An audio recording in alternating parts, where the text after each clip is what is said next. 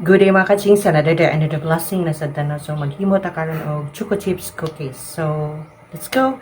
Start ata. So let's prepare the ingredients kana na sa atong screen no. The ingredients have all-purpose flour, 2 teaspoon of baking soda, 2 bar of 225 grams of butter, 1 and 1 1/2 brown sugar, 1 and 1/4 white sugar, 4 ka whole egg, 2 teaspoon of vanilla and choco chips.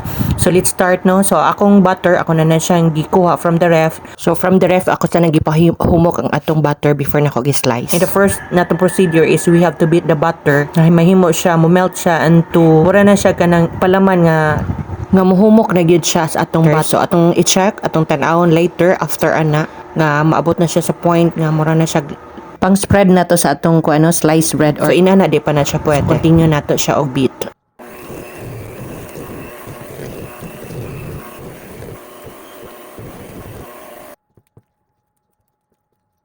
So mo ni ang point natong gipaabot no nga maabot ina nga point sa atong so iset aside sa na nato we will mix all-purpose flour and the baking soda. Sure nato isala ang atong baking soda and the all-purpose flour kay ang soda once maapil na to tibok pait man guna siya so make it sure nga ato gina siyang isala. So after mixing the two dry ingredients ako na sang giapil na ko di ang akong choco chips cookies. So depende sa inyo kung unsa pa i-add on ninyo nga mga mixture. You can add on nuts, sliced almonds or raisin or any depende sa inyong gusto no nga ibutang. So i-mix na nato ang white sugar and brown sugar and then next is the egg and the vanilla. Then after mixing the vanilla, kung ma-well combine na gito sila ng ingredients, ibutang na sad na to dry ingredients nga katong soda and all-purpose flour and then mix it until well combined.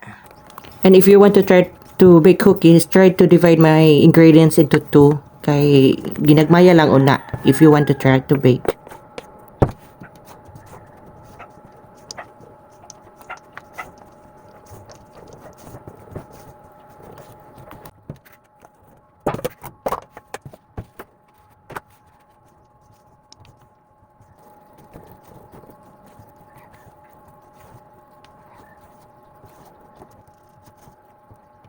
So then natag mixing na so ato ni siya i-ready butang na to sa tong ref 1 to 2 hours na to ibutang kay aron ini pag mold na to gahi siya no di siya humok no. Ato na siya gi-cover cling wrap no then sa chiller na to siya ibutang.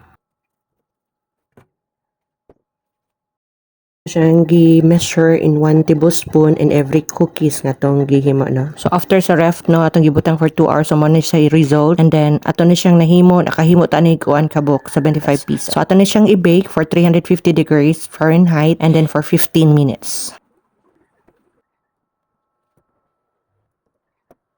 So mo na ni result after 15 minutes of bake.